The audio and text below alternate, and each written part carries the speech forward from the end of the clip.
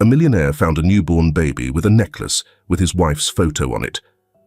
When he was stunned and asked his wife, she said, "The relentless sheets of rain transformed the Chicago streets into a shimmering mosaic of reflections and shadows." Logan tugged the collar of his coat higher against his neck, his footsteps echoing faintly in the deserted alley. Neon signs flickered in the distance, their colors bleeding into puddles underfoot. He adjusted his briefcase, shifting its weight while his mind lingered on the day's achievements. 30% growth, he muttered under his breath, as if saying it aloud solidified the victory. His lips twitched in a faint smile. His team had outperformed expectations again, and there was already talk of expansion. The alley was narrower here, flanked by towering brick buildings with grime-darkened windows. The city's usual symphony of honking horns and bustling crowds had faded into the rain's steady drumbeat. The quiet was almost eerie. Logan glanced at his watch, 11:46 p.m. He'd taken this shortcut countless times before. But tonight, the silence pressed against him in an unfamiliar way. Then he heard it. A faint, sharp sound that cut through the rain like a fragile thread, a cry. He stopped, the sound registering somewhere between instinct and thought. It wasn't the yowl of a stray cat or the hum of an engine. It was human. Logan hesitated. His gaze swept the length of the alley, searching for movement in the shadows. The cry came again, barely audible, but undeniably desperate. His pulse quickened as unease bloomed in his chest. "Hello?" His voice echoed, swallowed quickly by the rain. He took a cautious step forward, his shoes splashing in shallow puddles. The sound repeated, closer now. A high-pitched wail, raw with need. Logan followed it, his breath misting in the cold air. The alley narrowed further, the streetlights barely reaching this far. The noise led him to a cluster of overflowing trash bins and sodden cardboard boxes, their edges curling like brittle leaves. Among them, he spotted a small, crumpled bundle tucked into the corner. He crouched, his knees protesting against the wet pavement. The bundle shifted, a muffled cry escaping it.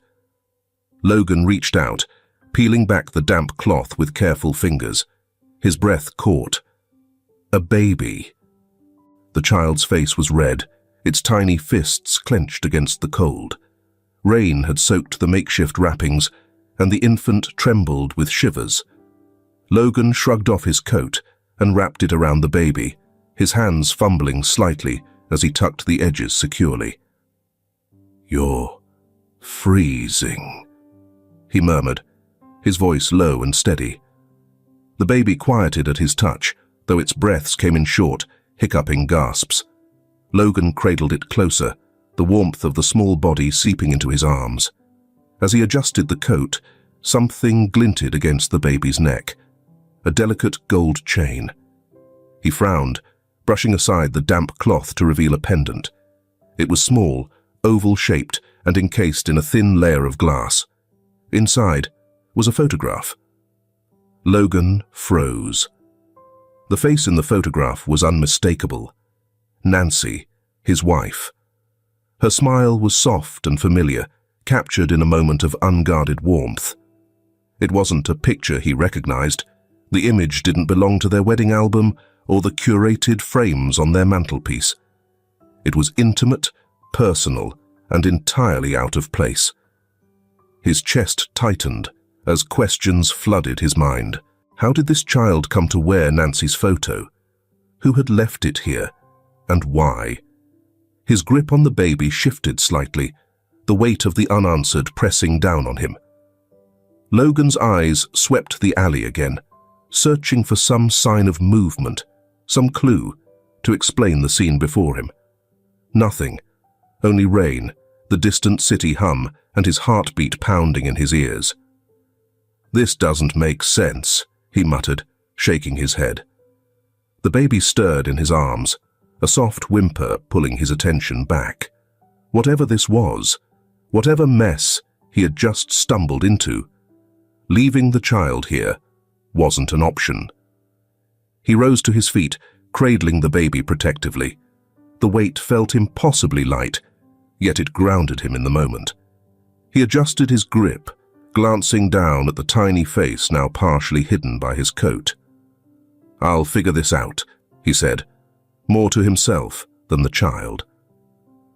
The rain eased slightly as he stepped back onto the main street, the warmth of his apartment suddenly feeling impossibly far away. Each step carried him closer to home, but his thoughts spun in an endless loop. The photograph, the abandoned child, the unmistakable familiarity of Nancy's smile, it all pointed to something deeper, something he wasn't ready to face. Not yet. As the elevator doors slid open, Logan tightened his hold on the baby. The light of his apartment spilled into the hallway, soft and inviting, but the unease in his chest lingered like the cold. Stepping inside, he closed the door behind him and let out a slow, measured breath. Tomorrow, he would confront Nancy. For now, the baby needed warmth. And so did he. The soft click of the apartment door echoed in the silence, followed by Logan's careful steps on the polished wooden floor. The baby stirred faintly in his arms, a small whimper breaking through the heavy stillness. Warm air greeted him, carrying the faint scent of lavender and cedar from the diffuser Nancy always kept running in the evenings. "Nancy?" Logan called softly, not wanting to wake the child entirely. His voice carried an edge he hadn't intended, a mixture of exhaustion and the weight of unanswered questions. From the living room, Nancy appeared, her dark hair loosely tied back and a book still in her hand. Her eyes widened immediately, first at Logan, then at the bundle in his arms. "What?" She placed the book down without finishing her sentence and moved toward him, her steps quick but cautious. "There was a baby," Logan began, his voice steady but low. He shifted slightly, adjusting the weight of the child as Nancy drew closer. "I found it. In an alley. Someone just left it there." Nancy's gaze darted between Logan and the baby, her brows knitting together in concern. "In this weather? Oh my God, Logan." She reached out instinctively, her hands hovering before she gently brushed the edge of the coat away from the baby's face. The child stirred, its small mouth opening and closing in protest at the movement. Nancy's expression softened, but a shadow of unease flickered behind her concern. "You didn't see anyone? Nothing?" "Nothing," Logan said shortly. He didn't miss the way her voice had tightened at the last word. "Just the baby. And this." From the folds of the coat, he pulled the pendant into view. It swayed slightly on the gold chain, catching the light as Nancy's eyes locked onto it. Her face froze for a moment, her breath audibly catching. "What is this?" Logan asked. His tone was calm, but there was an undercurrent to it, a need for clarity. He let the pendant dangle between them, the tiny photograph glinting like an accusation. Nancy's hand came up instinctively, but she stopped short of touching the necklace. "I don't know," she said, her voice barely above a whisper. She looked at the photograph, her brow furrowing deeply. Why would someone... "You don't know?" Logan's words cut through her, stammering. He wasn't angry yet, but there was a sharpness in his gaze, an unspoken plea for an answer that made sense. "No," she said firmly, her voice steadier now. "I've never seen that before, Logan. I don't know why my picture would..." She trailed off, glancing down at the baby again. "Are you sure someone just abandoned it? Could it possibly be a mistake?" "A mistake?" Logan repeated, his tone edged with disbelief. He shifted the child slightly, his own unease growing as he observed Nancy's hesitation. "Who makes a mistake like this, Nancy? Who leaves a baby in the middle of an alley? with a picture of you around its neck. Nancy stepped back, crossing her arms tightly, as if trying to shield herself from the weight of his questions. I don't know, Logan. I don't. But I promise you, I have nothing to do with this. She met his gaze, her eyes steady but filled with something unspoken. Was it fear, regret, or is it something else entirely? The air between them grew heavier, thick with the tension of things unsaid. Logan glanced away first, his jaw tightening as he let out a slow breath. I'm not saying you do, he said, though his voice lacked conviction. The baby stirred again, breaking the silence with a faint cry. Nancy moved instinctively, reaching for the child, but Logan hesitated. For a moment, his grip tightened slightly, as if protecting the baby from something intangible. Then, realizing the absurdity of his reaction, he handed the child over. Nancy cradled the baby carefully, her fingers brushing against the damp remnants of the makeshift blanket. It's freezing, she murmured. Her gaze softened as she rocked the baby gently, her earlier unease momentarily eclipsed by her natural warmth. Logan watched her, his unease deepening. He wanted to believe her, to dismiss the creeping doubts worming their way into his thoughts. But the pendant weighed heavily in his mind, an object that demanded answers where none seemed to exist. I'm going to get this checked, Logan said finally, his voice firm. Nancy looked up, her expression guarded. What do you mean? We need to know who this child is, he replied, his tone devoid of any argument. We need to know who this child is. We need to understand who this child is and why they are involved with us. Nancy hesitated, her grip on the baby tightening ever so slightly. Logan, do you really think— I don't know what to think, he interrupted, sharper than he intended. He exhaled, his shoulders relaxing slightly as he tried to rein in his frustration. I need answers, Nancy. For a moment, neither of them spoke. The baby had drifted back into a light sleep, its small chest rising and falling rhythmically. Nancy nodded finally, her lips pressing into a thin line. Okay, she said quietly. Do what you need to do. Logan didn't reply. Instead, he turned toward the bedroom, leaving Nancy standing in the living room with the baby in her arms, and a storm of questions lingering between them. The morning light crept through the slats of the blinds, slicing the room into uneven lines of brightness and shadow. Logan sat at the edge of the dining table, his fingers absently tracing the rim of a coffee mug. It was still full, the liquid dark and untouched. Across the table lay the envelope containing the DNA results, its corner crumpled where he had gripped it too tightly. He hadn't opened it right away. Instead, he had stared at it, letting its presence fill the room with an unspoken weight. Finally, after a restless night of circular thoughts and fragmented sleep, he had torn it open. The results had brought no relief. Nancy was the biological mother of the child. The child was not related to him. The words on the page burned in his mind, stark and clinical in their clarity. Yet they raised more questions than answers. His eyes drifted toward the pendant, still resting on the table. Nancy's smiling face gazed out from the photograph, innocent and unassuming, like a silent specter haunting the edges of his thoughts. Logan. Nancy's voice broke the quiet. She stood in the doorway, holding the baby against her chest. The child had stopped crying, its soft coos now the only sound in the apartment.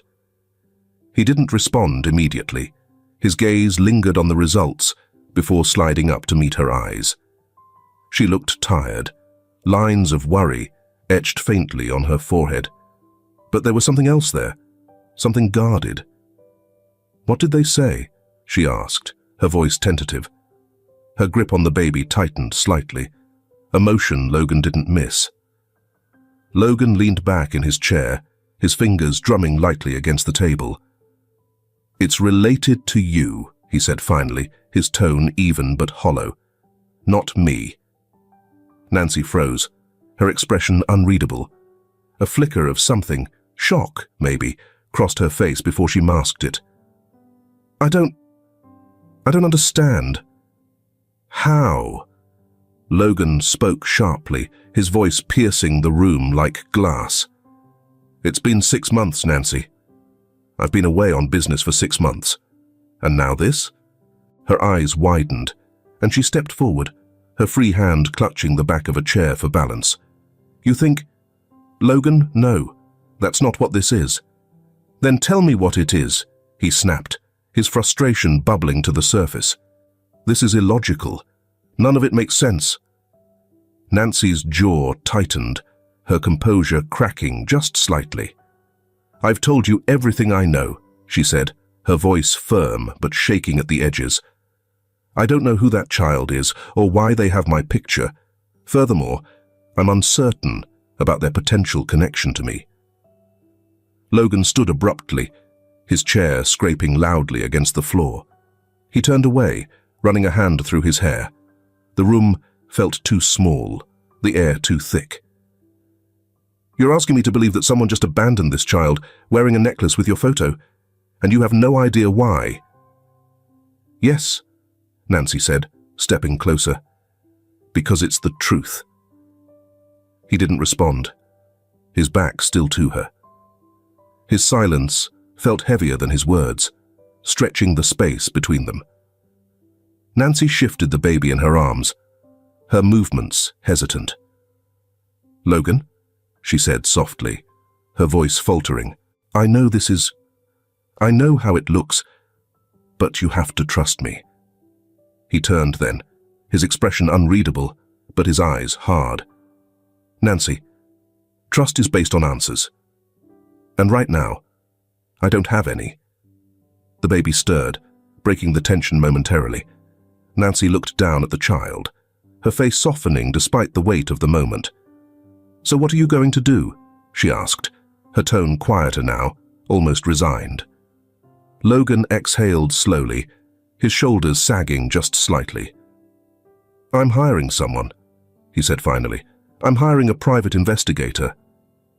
If the DNA confirms your relationship with this baby, there must be someone who understands why. And I'm going to find them. Nancy's lips parted as if to protest, but she stopped herself. Instead, she simply nodded, her gaze dropping to the baby. Logan watched her for a moment longer, before grabbing his jacket from the back of the chair. Logan, she called softly, as he moved toward the door. He paused, his hand resting on the doorknob, but not turning it. He didn't look back. She spoke in a barely audible whisper. Be careful. He nodded once and stepped out, letting the door click shut behind him. Outside, the city buzzed with its usual energy, but Logan felt disconnected from it, as though he were walking through a film of static. The pendant, the child, the results, everything clung to him, weaving a web he couldn't untangle. As he descended the apartment steps, he resolved to uncover the truth, whatever it might cost. The office door creaked slightly as Logan pushed it open.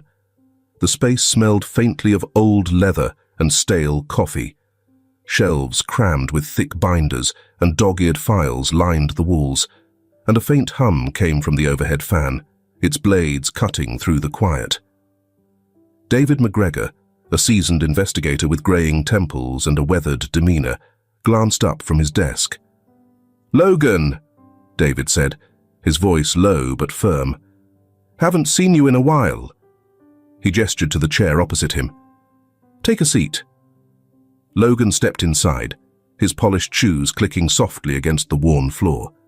He handed over the manila envelope containing the DNA results and the small pendant, now sealed in a clear bag.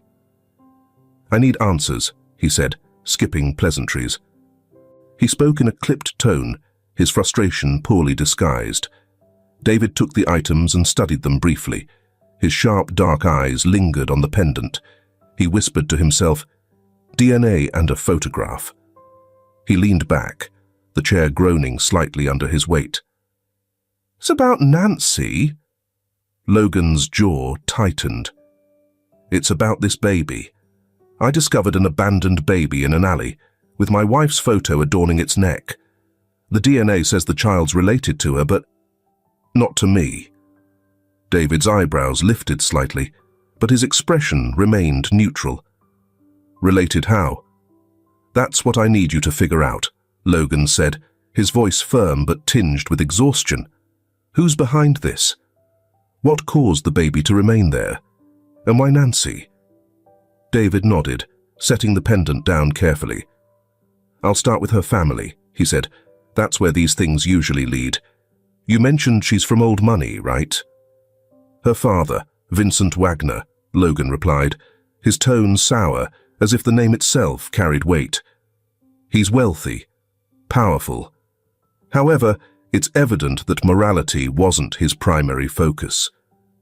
David's lips twitched into a faint, knowing smile. Sounds like a decent place to start.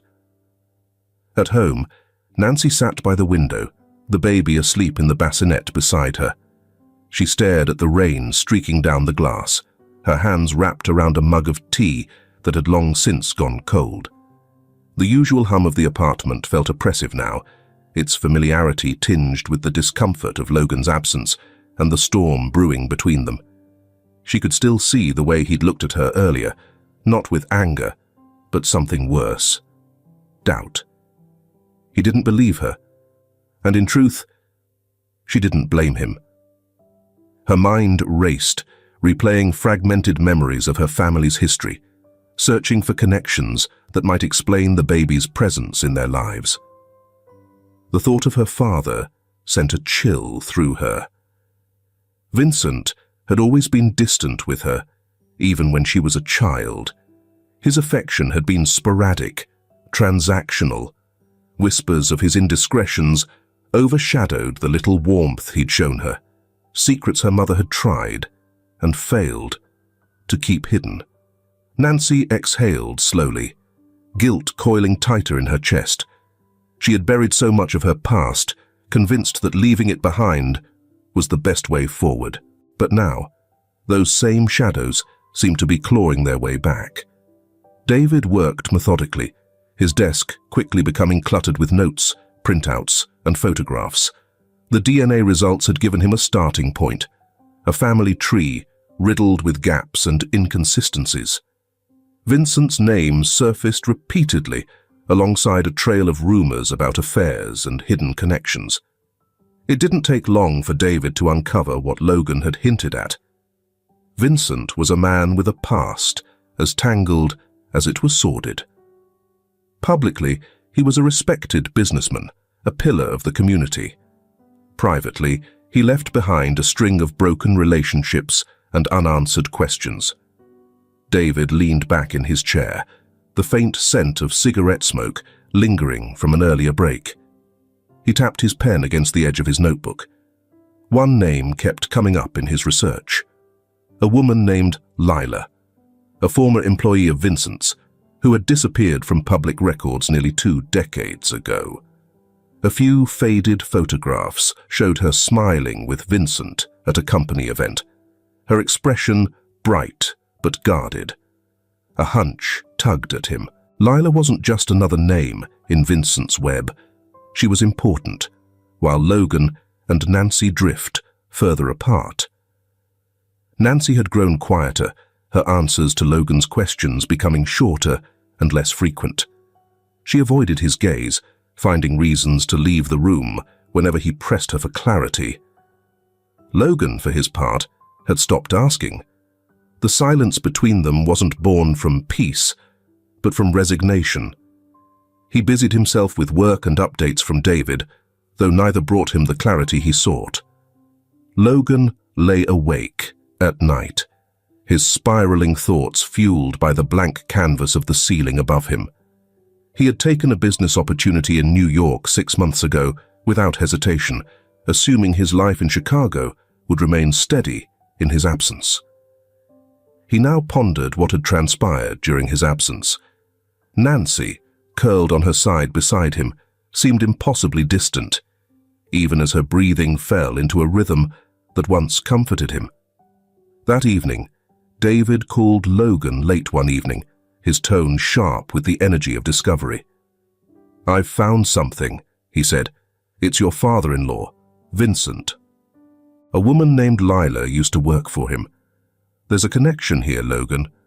I don't have all the pieces yet, but she's worth looking into." Logan's grip on his phone tightened. What kind of connection? David hesitated for just a second before answering. "If I'm right, she might have had a child. And if Vincent was involved, that child could be Nancy's sibling." The line crackled faintly as Logan processed the words. A sibling. He had known Vincent was no saint, but this was something else entirely. "Keep digging," Logan said finally, his voice low but steady. "I need to know everything." David ended the call and stared at his notes, the threads of the mystery starting to weave themselves into something tangible. But the deeper he went, the more questions emerged, and the shadows of Vincent's past loomed larger. Meanwhile, Logan sat in the quiet of his car, the city lights blurring through the rain-streaked windshield. For the first time, he felt like the answers he sought might lead him somewhere he wasn't prepared to go. David sat at his desk, surrounded by a fortress of files and forgotten coffee cups. His sharp eyes lingered on a yellowed photograph of Lila, the woman who had once worked closely with Vincent Wagner. In the image, her presence was poised and professional, yet her eyes betrayed a subtle shadow, something unspoken but loud in its absence. Next to the photograph was a timeline of dates and addresses. One stood out, a modest apartment building in Chicago's South Side. David tapped his pen against the desk, pondering his next move. Although Lila's trail had vanished nearly 2 decades ago, the circumstances were now too perfect to ignore. The South Side building was as worn as the stories it housed.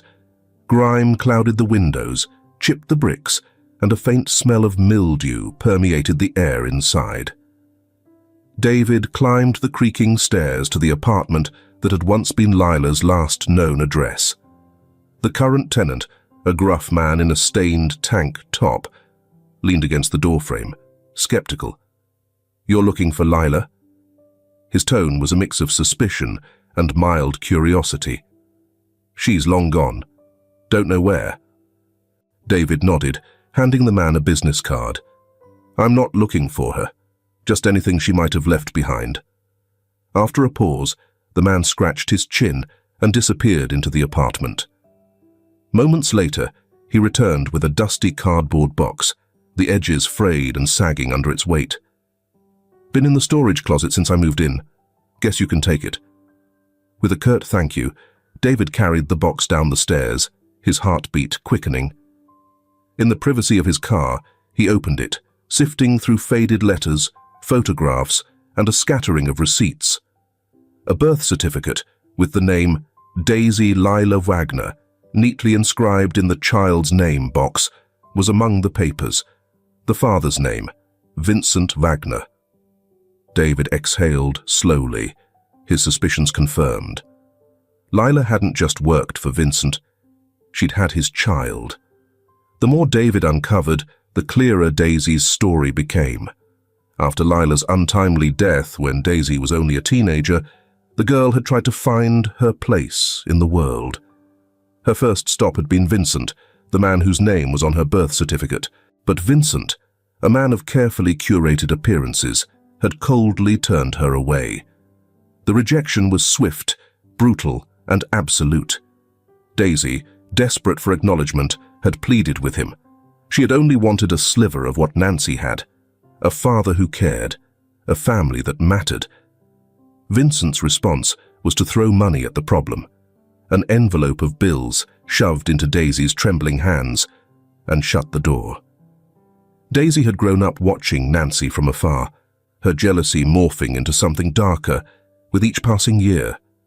While Nancy attended prestigious schools and wore tailored dresses, Daisy struggled to support herself with second-hand clothes and part-time jobs. While Nancy walked arm in arm with her father at public events, Daisy clung to the memory of a mother who had worked herself to death. David pieced together Daisy's life from police records, hospital bills, and old acquaintances who spoke of her with pity or disdain. There had been a series of failed relationships, one of which had left her with a child. The father, like Vincent, had abandoned her. Daisy's bitterness, once simmering, had boiled over into a desperate need to strike back at the family that had discarded her. The abandoned baby now made chilling sense. It wasn't just a cry for help. It was a weapon, aimed squarely at Nancy's life. Logan stared at the folder David handed him, the weight of its contents pressing down on his chest. Vincent's face in the photographs looked as polished as ever, but now the cracks in his pristine image were undeniable. Lila's presence, Daisy's existence, it all pointed to truths Nancy had either buried or refused to confront. That evening, Logan waited until the baby was asleep before approaching Nancy in the kitchen. She stood by the sink, her hands gripping the counter as if steadying herself against an unseen weight. She turned to face him, her expression guarded, but Logan could see the exhaustion behind her eyes. "We need to talk," he said, his voice even but firm. Nancy nodded, though her body stiffened slightly. "About what?" Logan set the folder on the counter between them, his gaze steady. "About Daisy, your sister." Nancy's face paled, her fingers curling into fists at her sides. For a moment, she said nothing, her lips pressed into a thin line, as if holding back words she wasn't ready to say. "You knew," Logan said quietly, the accusation heavy in the air. "You knew about her." Nancy's shoulders sagged, and she let out a shaky breath. "I didn't know she'd do this," she whispered. "I didn't know she'd target us." "That's not the point," Logan replied, his voice rising slightly. "The point is that you kept this from me. You kept her from me. And now there's a child involved, her child. Did you think this wouldn't come out?" Nancy's eyes filled with tears, but her jaw tightened. "I was protecting us," she said, her voice trembling.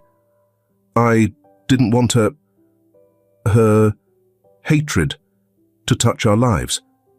Well, it's here now," Logan said, stepping back. "And it's not going away." Nancy reached for the folder, her hands shaking as she opened it. As she scanned the photographs and documents, a single tear slid down her cheek. She closed the folder slowly and looked up at Logan, her voice barely a whisper. "What do we do now?" Logan exhaled, running a hand through his hair. "We figure out how to stop this before it gets worse." He turned and left the kitchen, leaving Nancy alone with the weight of her past and the storm it had unleashed. Nancy sat at the dining table, her hands clasped tightly around her mug, as if it were the only thing anchoring her to reality. Across from her, Logan leaned back in his chair, arms crossed, his gaze piercing but controlled. The folder lay between them, its contents spilled like wounds they couldn't yet address. Silence stretched between them, heavy and suffocating. "Please let me know," Logan said, his voice low but sharp.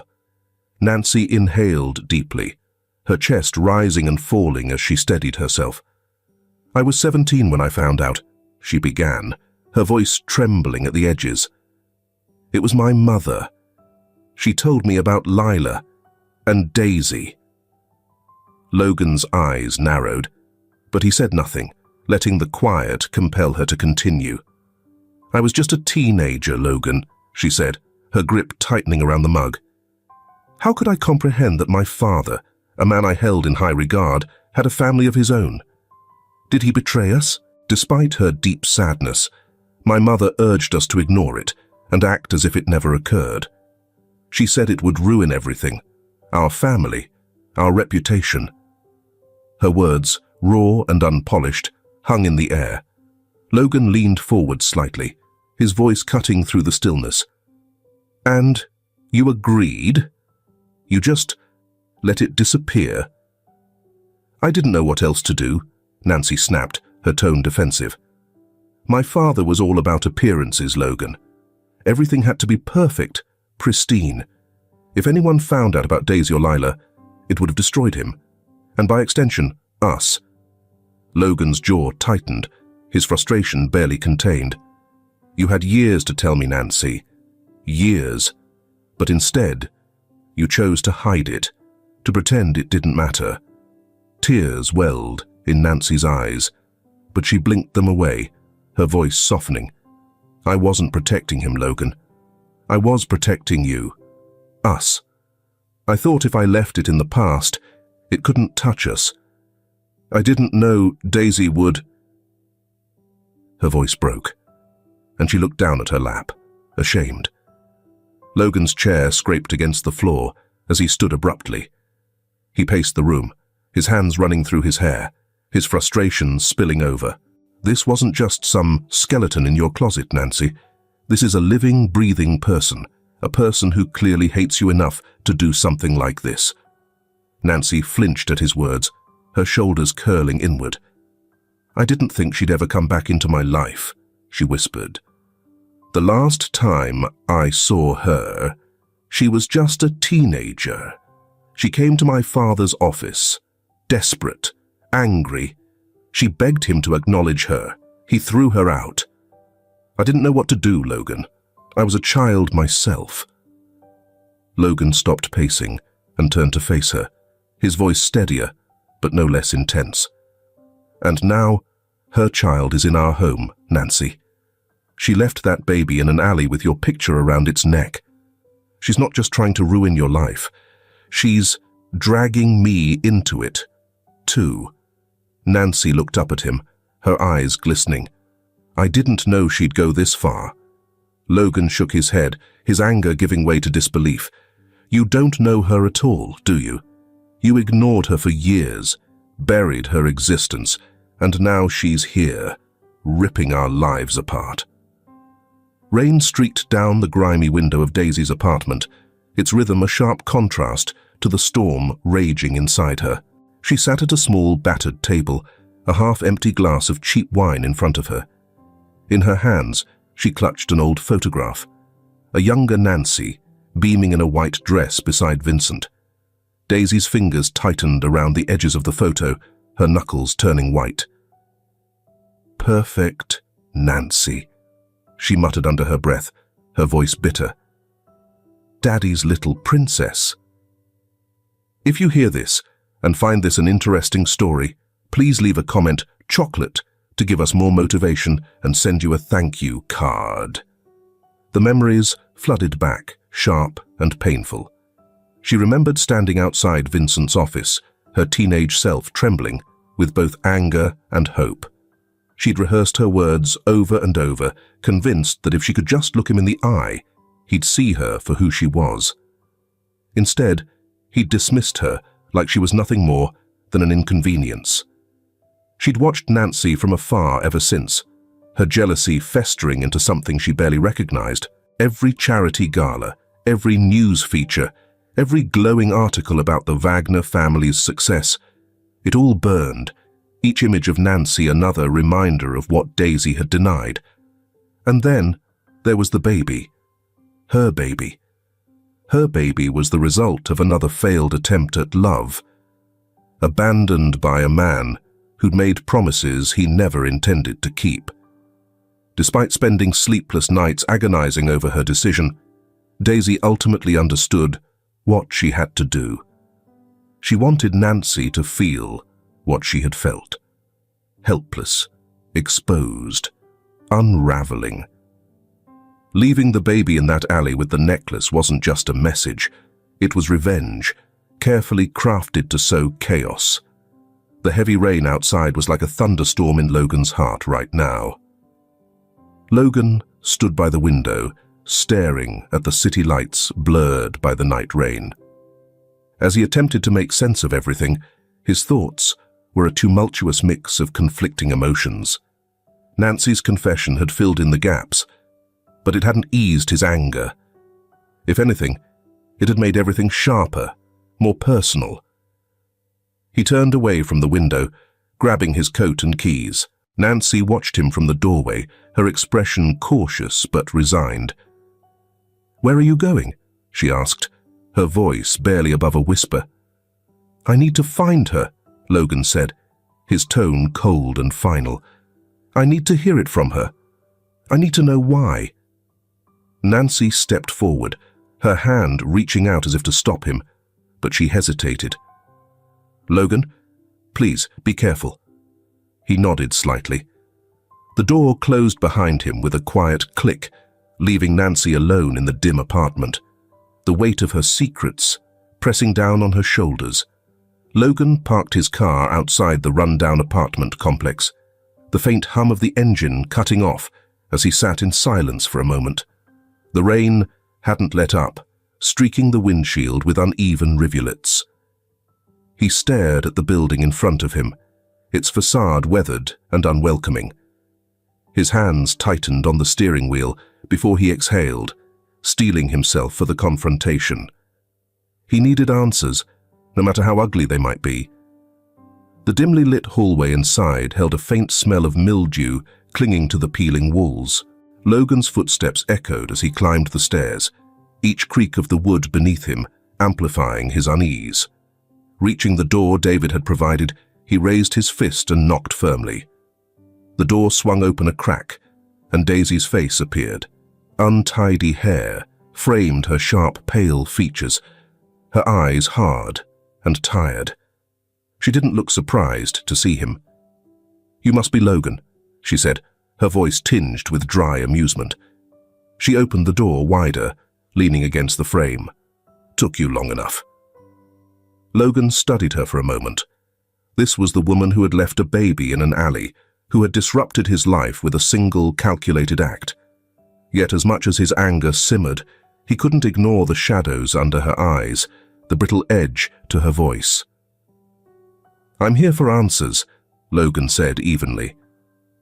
"I think you know why." Daisy smirked and stepped aside, gesturing for him to enter. "Of course. Come in. Let's not keep the truth waiting." The apartment was sparse, the furniture mismatched and worn. A faint smell of cigarette smoke hung in the air. Daisy walked to a small table near the window, her movements deliberate. She poured herself a glass of wine and sat down, motioning for Logan to take the chair across from her. "So," she began, swirling the wine in her glass, "what do you want to know first? Why I left the baby? Why I hate your wife? Perhaps you could ask, why didn't I simply destroy the entire Wagner name when I had the chance?" Her words were venomous, but her tone was calm, almost conversational. Logan's jaw tightened, but he kept his voice steady. "Why Nancy? What did she ever do to you?" Daisy's smile faded, replaced by something colder. "What did she do?" she repeated, leaning forward. "She existed. She got everything, love, attention, security, while I got crumbs. Your precious Nancy grew up in a perfect house, with a perfect family, and a perfect life. In the meantime, my mother tirelessly worked to ensure our financial stability." Logan didn't respond immediately, letting the weight of her words settle in the air. "So, you blame Nancy for something she had no control over?" Finally, his tone cut through the tension. Daisy laughed, a bitter sound that held no humor. "It's not just her," she said, setting her glass down with a sharp clink. "It's Vincent. It's the complete and utter deception they constructed. Nancy's just the face of it, the smiling, perfect daughter who represents everything I never had. And you," she pointed at him, her gaze narrowing, "you're just another piece of her perfect life." Logan leaned back slightly, crossing his arms. "And the baby? Did you also include the baby in your revenge plan?" Daisy's expression flickered, a crack in her otherwise steely demeanor. "The baby," she said softly, almost to herself. She looked away, her hands gripping the edge of the table. I thought I could force her to feel what I felt. Helpless, exposed, like her life wasn't as perfect as she thought. And you thought abandoning your child was the way to do that? Logan's voice rose, anger seeping through his carefully measured tone. Do you even care about that baby? Daisy's head snapped back toward him, her eyes flashing. Don't you dare question how much I care, she hissed. That child is everything to me. But what kind of life could I give him? I'm nothing, Logan. I am less than nothing. At least with Nancy, he'd have a chance. Logan stared at her, torn between anger and something uncomfortably close to pity. He could see the rawness in her, the bitterness that had festered for years. But her actions had gone too far, and the damage she'd caused was undeniable. You don't know Nancy as well as you think you do, Daisy said suddenly, her voice low but sharp. She's not as innocent as she seems. Logan's brow furrowed, his chest tightening. What's that supposed to mean? Daisy stood abruptly, grabbing her glass and draining it in one gulp. She set it down forcefully and walked to the door, opening it with a pointed gesture. You'll figure it out, she said, her tone dismissive. Or maybe you won't. In any case, I've reached my conclusion. Logan rose slowly, his gaze locked on her. This isn't over. Daisy smirked, but there was no warmth in it. It never is, she replied. The door closed behind him with a sharp click, leaving Logan in the dim hallway, the rain pounding against the building outside. Her parting words lingered in his mind, a warning that felt like a puzzle he didn't yet know how to solve. The drive home was a blur of rain-soaked streets and scattered thoughts. Logan's mind replayed the encounter with Daisy, her words, her bitterness, lingering like a foul taste. He couldn't escape the weight of the accusation she'd left hanging in the air. You don't know Nancy as well as you think you do. Nancy. He thought about her as he entered their building, the dim lobby feeling colder than usual. Every step toward their apartment felt like an enormous distance, the tension between them thick enough to slice through. Inside, Nancy was sitting on the couch, the baby asleep in her arms. She looked up when Logan entered, her eyes full of quiet hope. But when she saw his face, that hope faltered. She set the baby down gently and stood, wiping her hands nervously on her pants. Logan, she started, her voice soft. How did it go? Did you... I saw her, he interrupted, his voice rough. He wasn't frustrated anymore, just tired. Tired of the lies, the secrets, the tangled mess of their lives. I heard what I needed to hear, and I have more questions than ever. Nancy took a hesitant step toward him. What did she say? Logan paced across the room, his hands shoved in his pockets, his gaze fixed on the floor. She hates you. She's frustrated because she thinks you've had everything she's never had, and she wants to tear your life apart. Nancy flinched, her expression falling. I never wanted to hurt her. I know you didn't, Logan said, his voice softening slightly. But Daisy... She doesn't see it that way. She's in pain, Nancy. And now, she's using that baby to hurt both of us. Nancy's eyes welled with tears. She bit her lip and sat back down on the couch, her hands trembling as she folded them in her lap. I never wanted this for her. For any of us. Logan stood still for a moment, then sank into the armchair across from her. The silence between them stretched long and uncomfortable. He didn't know what to say. There was so much anger, so much pain. But beneath it all was a quiet, desperate need for the truth. Answers that only Daisy could give. I don't trust her, Logan, Nancy said quietly, her voice breaking the silence. I should have told you. I should have told you everything. But I thought if I just buried it, If I just kept it from you, it would go away. Logan rubbed his eyes, the exhaustion hitting him full force. You kept a secret from me, Nancy. It's not just about Daisy, and it's not just about Daisy. What she represents is the part of you and your family you hid from me. I'm sorry, Nancy whispered, her voice barely audible.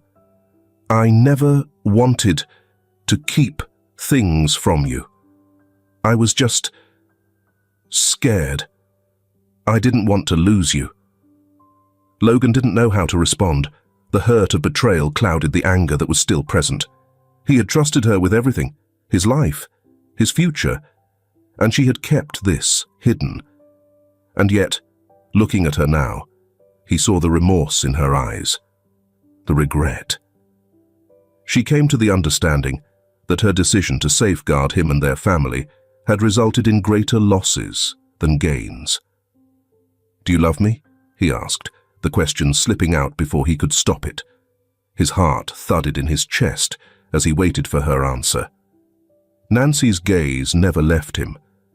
You know I do, she whispered, the tears now flowing freely down her cheeks. I always have. Logan stood, his hands shaking as he reached for her.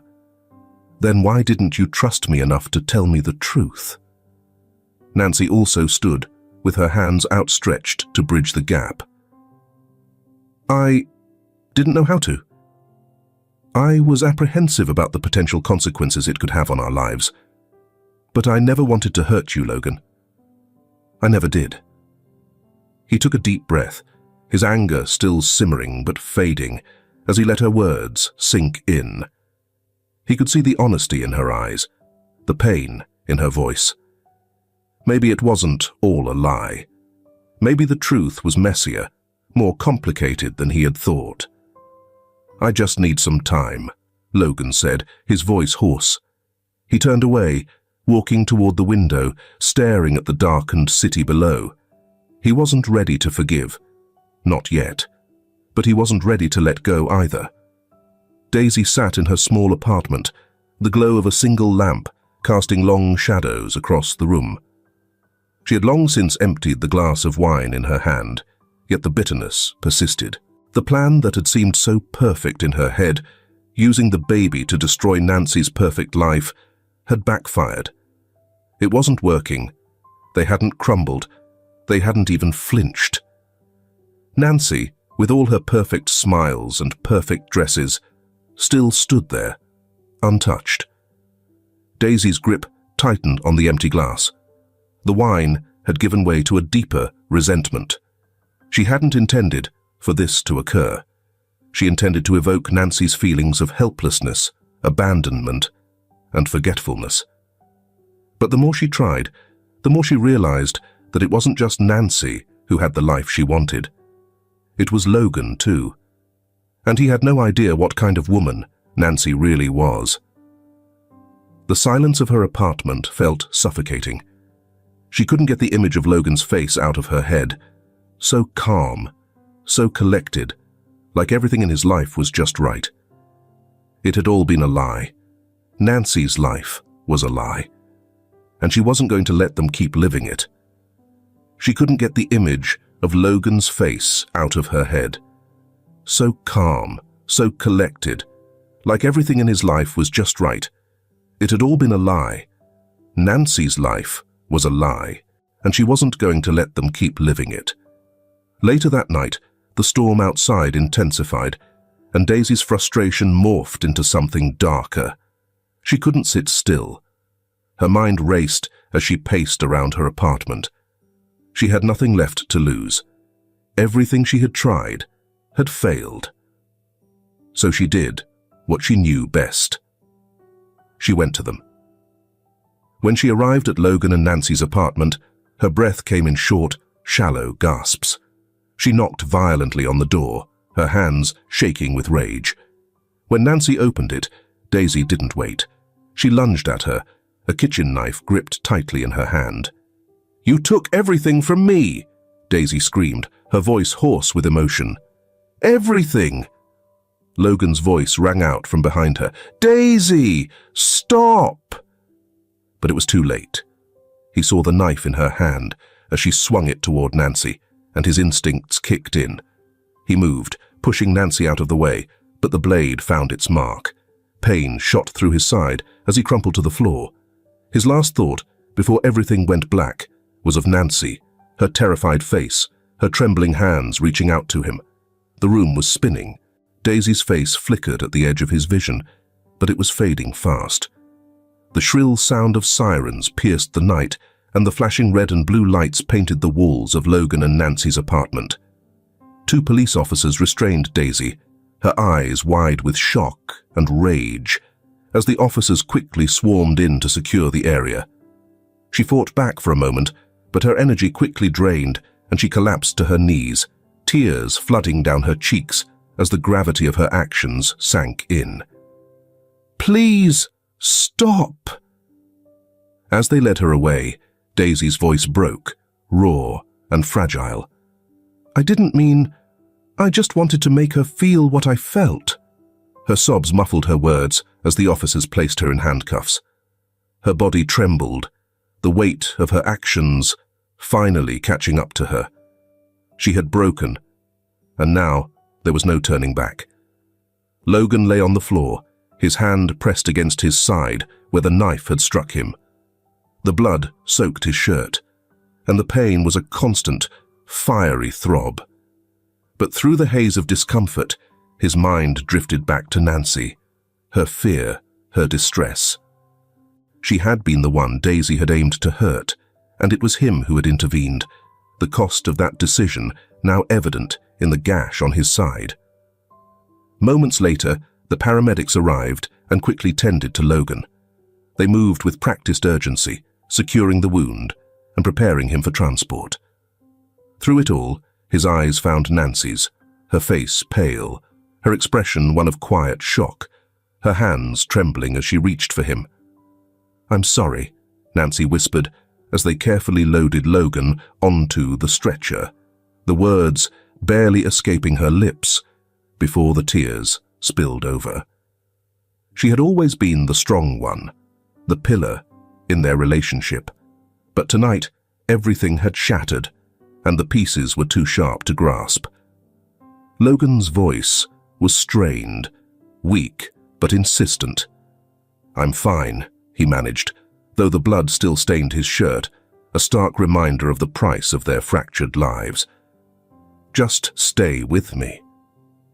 The days that followed were a haze of hospital rooms, silent visits from friends and family, and extended nights during which Logan lay awake, gazing at the ceiling. The pain from the wound had faded, but the emotional strain between him and Nancy remained like a heavy cloud that refused to disperse. Nancy took care of him with a tenderness that both soothed and troubled him. Nancy's attentiveness felt too distant, as if an unspoken barrier had enveloped their affection, making it difficult for either of them to overcome it. The physical recovery came quickly, but the emotional distance was harder to mend.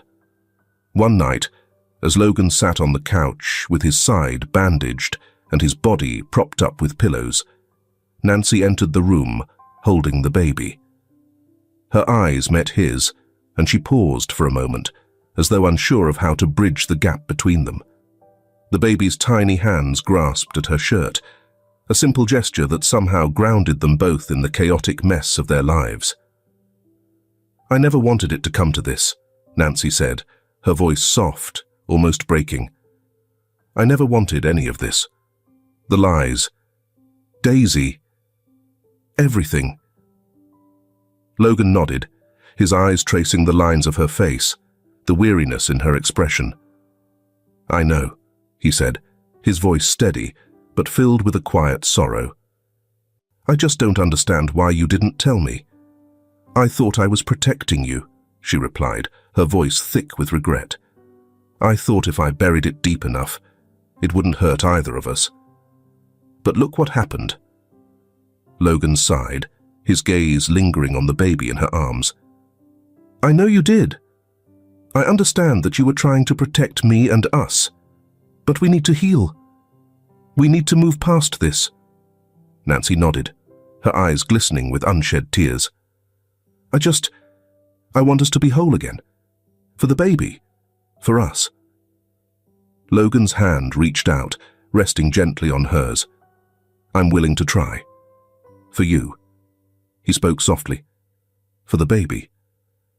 Back in the holding cell, Daisy sat with her back against the cold, concrete wall, her knees pulled up to her chest. The weight of what she had done was crushing her, suffocating her with guilt.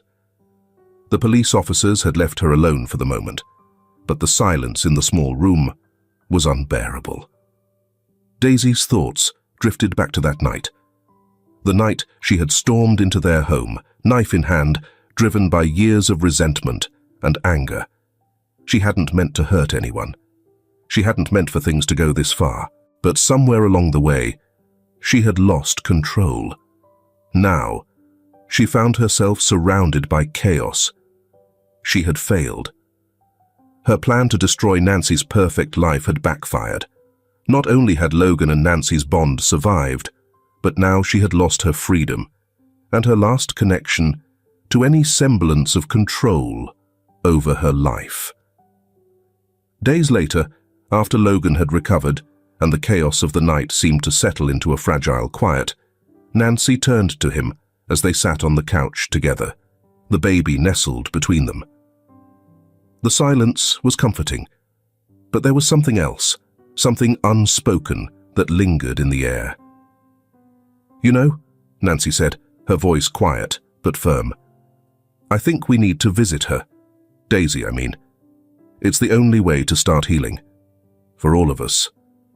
Logan turned to her, his brow furrowed. You really think it's a beneficial idea? Nancy met his gaze, her eyes steady. We can't keep running from the past, Logan. If we want a chance at a future, we need to face it.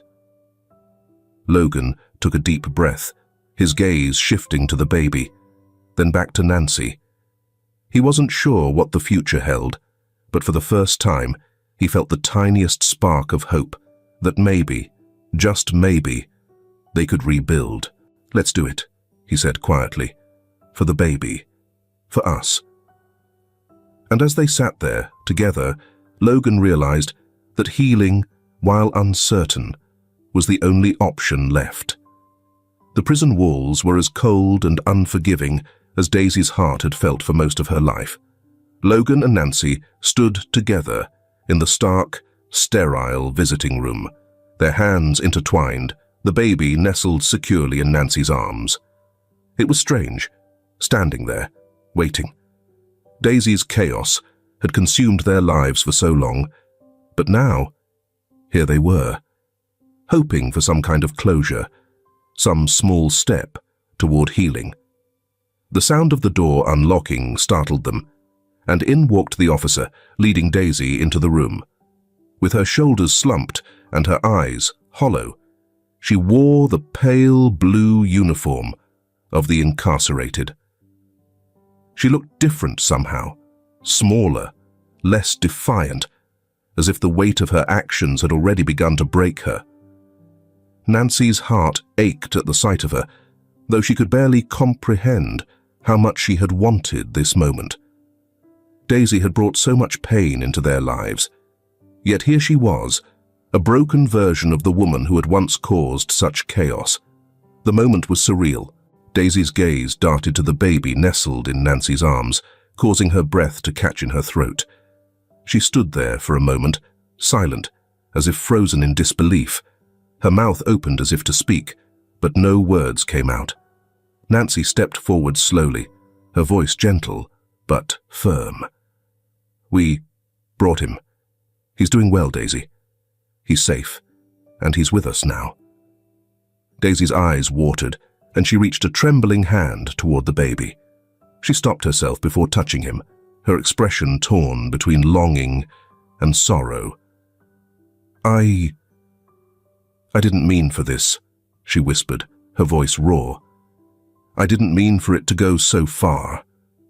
Logan, who had remained silent so far, stepped forward, his expression unreadable. What did you think would happen, Daisy? You thought this was the answer. You thought hurting Nancy would make everything right. Daisy flinched, as if struck by the words. She lowered her gaze, her hands trembling in her lap. I didn't know what else to do, she said, her voice barely above a whisper. I've been frustrated for so long, frustrated that she had everything I didn't. She was blessed with your love, Logan. That she had the family I could never have. The words twisted Nancy's heart, yet she couldn't allow herself to succumb to the bitterness Daisy was revealing. They were in a moment of fragile possibility, and she had to hold on to that. You don't have to be frustrated anymore, Daisy, Nancy said softly. We can try to rebuild. I don't expect it to be easy, but we can try. When you get out, we'll be here. You don't have to face this alone. Logan's eyes widened in disbelief, and he turned to Nancy, searching her face for some sign of doubt, some indication that she hadn't truly meant what she said. But her eyes were steady, full of a quiet compassion he hadn't seen in so long. You're offering her redemption? Logan inquired, his voice brimming with uncertainty. Nancy nodded, her gaze still on Daisy. We all have things to atone for, Logan. I can't erase the past, but I can try to heal it. If Daisy is willing to change, to take the first step, we're here for her. We're all family now. Daisy's head snapped up at Nancy's words. You'd do that? Would you still be willing to assist me after all I've done? Nancy smiled softly, her eyes glistening with unshed tears. You're still her mother, Daisy. And despite everything, this baby deserves to know that there's a chance for redemption. You deserve that chance, too. Tears streamed down Daisy's face as she looked at the baby, her expression softening with something like sorrow and regret. I never wanted him to live in this broken world, she whispered, almost to herself. I never wanted him to be a part of my mess. Logan glanced between Nancy and Daisy, still processing the reality of the situation. His heart was heavy, conflicted between the desire to protect Nancy and their new family, and the understanding that healing would require more than just holding on to what was comfortable. Daisy's gaze flickered up to meet Logan's. I'm sorry, Logan. I'm sorry for everything. Her voice broke on the last word, and she covered her face with her hands, finally allowing herself to break down fully. Logan didn't respond immediately, but his gaze softened. Daisy's remorse was real and raw, and for the first time, he saw the woman consumed by pain, not just the person who had wreaked havoc in their lives. He sighed, his voice heavy with the weight of everything they had endured. I'm not sure I can ever forget what you did, Daisy, but I can try to understand. Perhaps that's a good place to start. Nancy placed a hand gently on Logan's arm, her heart swelling with hope. We're not asking for perfection, she said softly. We're asking for a chance for healing, for all of us. Daisy wiped her eyes, her expression conflicted, but there was something in her that was shifting. Slowly, painfully, something was starting to open up. I don't know if I deserve this chance, she whispered, her voice cracking. But I want to try. I want to try to be better. For him. Nancy smiled softly, her voice full of quiet determination. Then we'll be here, when you're ready. Daisy looked at the baby one last time, her heart torn between guilt and hope. As she looked up at Nancy and Logan, for the first time in a long while, she allowed herself to believe that maybe, just maybe, there was a path to redemption. As Logan and Nancy stood to leave, the room felt lighter, but still heavy with the uncertainty of what lay ahead. Daisy's future was still unknown, but the possibility of change lingered in the air. Thank you, Daisy whispered, her voice barely audible. Nancy nodded, her heart full. It's just the beginning. As they left the prison, they felt the weight of what happened. There was a long road ahead, but for the first time, the future felt a little less uncertain.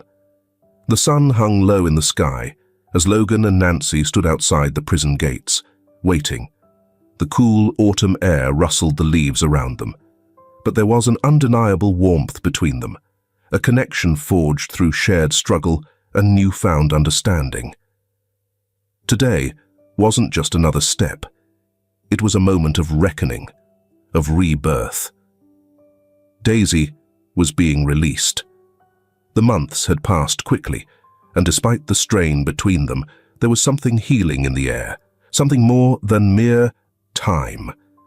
The walls that had once separated them all had been chipped away, piece by piece, through open conversations and honest admissions.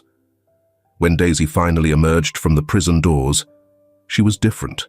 The hardened shell that had once surrounded her cracked slightly, but the vulnerability remained, a reminder that change, no matter how deeply desired, was always a process. Her eyes met Nancy's first, and there was no anger there now, only an unspoken understanding. Daisy was learning how to let go of the bitterness that had once defined her. Nancy stepped forward, her heart beating a little faster, but her voice steady. "We're here," she said softly, her arms open to Daisy, the baby in her arms a symbol of hope, a sign that they had moved forward. Daisy's gaze flickered briefly to the child, her expression softening, and for the first time, there was no anger in her eyes, no resentment. She stepped toward Nancy slowly, cautiously. "I never imagined this. You'd really take me in after everything." Nancy nodded, her voice filled with quiet strength. "Yes, we're family, Daisy. We don't leave family behind." Logan, standing a few steps behind, watched the reunion with a guarded optimism. He had no illusions about the future. He knew that healing would take time, but for the first time in what felt like an eternity, he saw a glimmer of hope in Daisy's eyes, a chance to move forward, together. "I'm not sure where I fit in," Daisy whispered, looking at the ground, her hands twisting in her lap. "But I want to try. I want to change." Logan approached, his expression thoughtful. "It's not about fitting in. It's about being here. And if you're willing to try, then that's all we can ask. But we can't do it for you, Daisy. You have to be the one to take the first step." Daisy nodded, her hands clenching and unclenching. "I know. I've messed up. I've hurt people, including myself. But I want to be better. I want to be someone my son can look up to." Nancy smiled, her eyes brimming with compassion. "We'll help you, Daisy. We'll help you rebuild, one day at a time." In the weeks that followed, the process of rebuilding was slow but steady. Daisy moved into the small house Logan and Nancy had prepared for her, where she could start over. And slowly, she began to embrace the family that had opened their arms to her. Daisy worked to rebuild her relationship with her son, learning how to be the mother she had always longed to be, even as the ghosts of her past loomed over her. Logan and Nancy, too, found their footing again. They didn't forget the past's wounds, but they were slowly healing. Logan learned to trust Nancy once more, understanding that her secrets had been born from fear, not malice. And Nancy, for her part, was learning to forgive herself, realizing that love, though messy, had the power to heal even the deepest of scars. There were still long nights, still moments when Daisy would retreat into herself, still times when the weight of her past threatened to pull her under. But she had come to understand something important, that healing was never linear. It was a journey, one that required patience and love, not just from others, but from herself. The family gathered in the living room one crisp evening, the fire crackling in the hearth. Nancy had the baby nestled in her lap, cooing softly as his tiny fingers gripped her necklace. Daisy sat beside them, her expression calm but thoughtful as she watched them interact. Logan, leaning against the doorframe, observed the scene with quiet pride. There was peace. Real peace. It wasn't perfect, but it was theirs, built from the ashes of pain and regret. They had replaced the walls that once divided them with something far stronger: understanding. As Logan watched his family, his heart swelled with a deep, quiet love. They had been through so much, but they had survived. And more than that, they had grown, each one of them, learning the true meaning of forgiveness and resilience. Logan stepped forward, placing a hand on Nancy's shoulder, his gaze soft but unwavering. "We made it," he said, his voice barely a whisper. Nancy turned to him, her eyes meeting his, filled with the same quiet strength. "Together." Daisy looked at the child in Nancy's arms, a soft smile tugging at her lips. She reached out, her hand hovering over him, not quite touching but offering something of herself. "I'm sorry," she said quietly, her voice a mix of regret and hope. "I'm sorry for everything." Nancy smiled, her eyes filled with understanding. "We all make mistakes, Daisy, but it's never too late to change. And you're here now. That's all that matters." As the fire flickered and the quiet hum of the evening settled over them, Logan reflected on the journey they had taken. From the chaos and confusion, they found each other, their love and resilience getting them through the darkest times. Together, they had rebuilt, and in this moment, they were whole. They were finally a family again. If this film touches your heart, leave your mark with a like, and don't forget to subscribe to our channel to explore more meaningful stories with us. Share your feelings with us and tell us your own stories. Every word you share is a building block that helps create our strong and enduring community. Together, we'll create a warm space where everyone can share and connect. Finally, don't miss the incredible stories coming your way soon. We're always here to bring you the best selections, full of deep values, yet entertaining. See you there.